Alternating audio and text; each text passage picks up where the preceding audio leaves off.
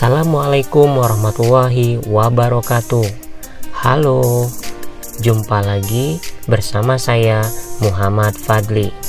Pada kesempatan ini saya akan menjelaskan ruang lingkup, pengertian, sejarah, dan unsur-unsur komunikasi. Dalam kehidupan sehari-hari, kita menemukan komunikasi di mana-mana. Misalnya, seorang ayah meminta anaknya menyapu rumah. Hal tersebut adalah peristiwa komunikasi. Pada materi kali ini yang kita bahas adalah komunikasi antar manusia dalam kajian ilmu sosial dan kemasyarakatan. Berarti bukan komunikasi antara manusia dan hewan dan hewan dan hewan. Komunikasi antar manusia berupa penyampaian sesuatu lewat bahasa atau simbol-simbol tertentu kepada orang lain. Misalnya, seorang politikus berkampanye untuk menarik simpati pendukung. Artis menggunakan kemampuannya untuk menarik penggemarnya, atau pengusaha menggunakan iklan, poster untuk mempromosikan barangnya.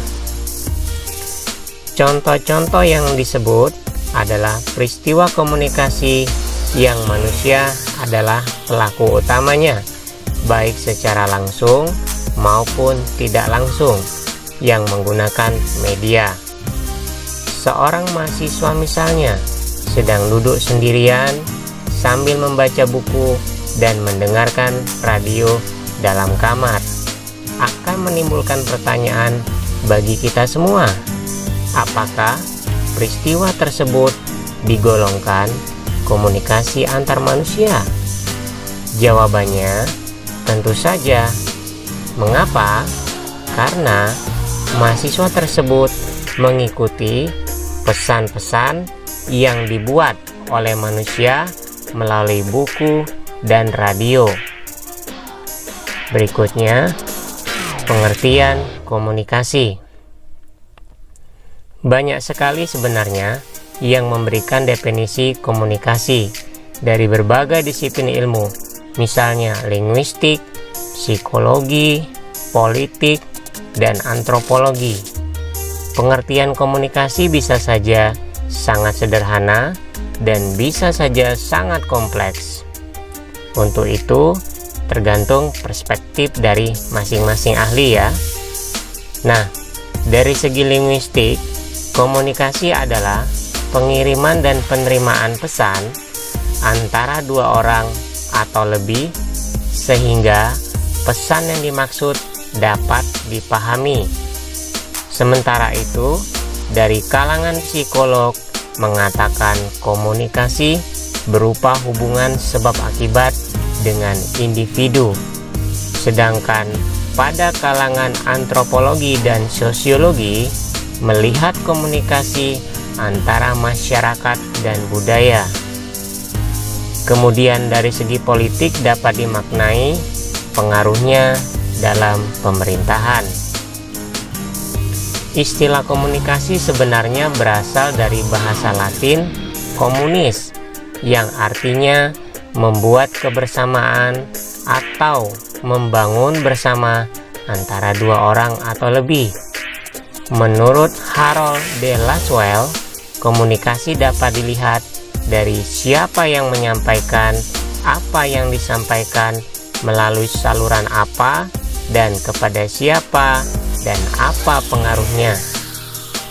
Menurut kelompok sarjana komunikasi, komunikasi adalah membangun hubungan antara sesama melalui pertukaran informasi untuk menguatkan dan mengubah sikap tingkah laku individu.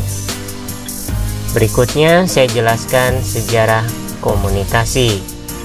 Jika ditanya kapankah manusia mulai berkomunikasi, sebenarnya belum ada data yang valid.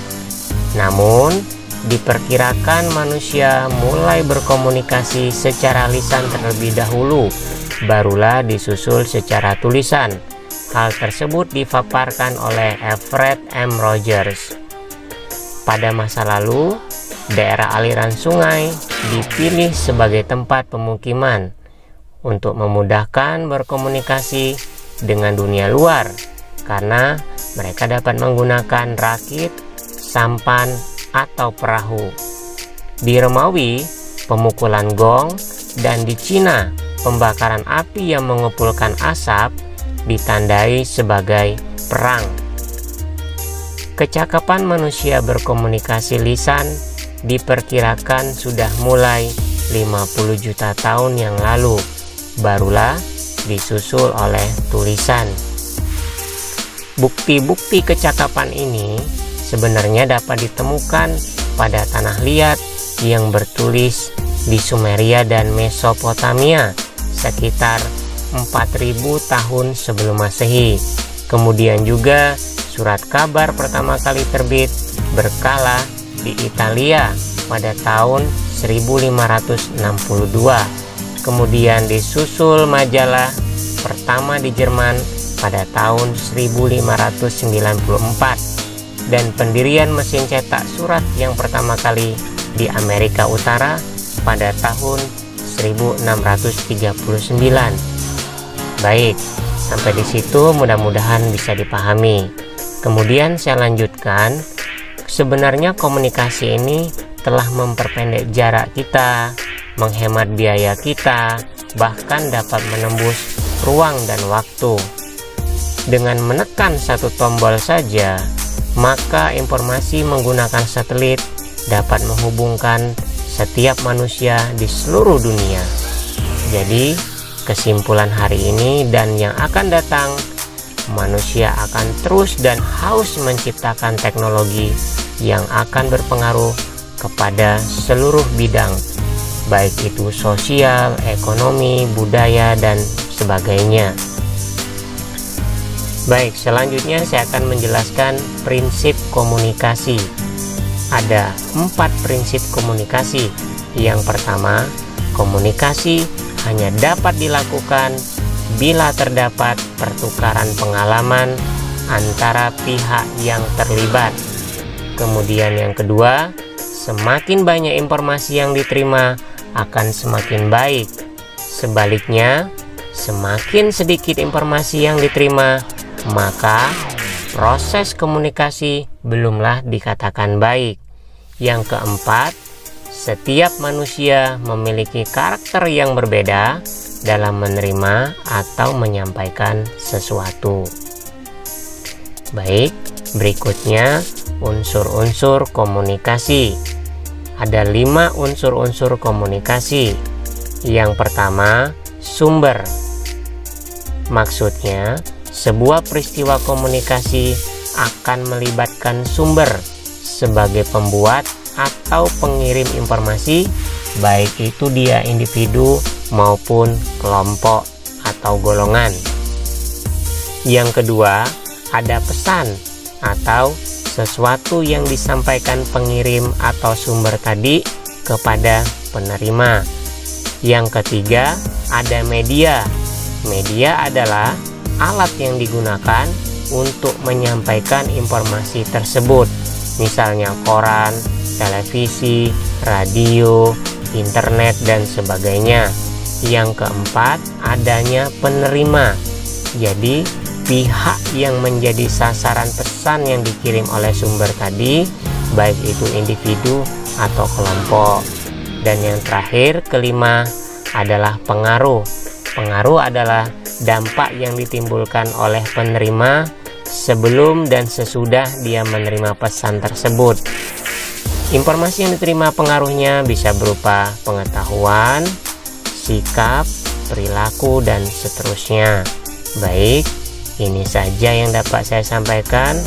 Terima kasih, sampai jumpa, dan wassalamualaikum warahmatullahi wabarakatuh.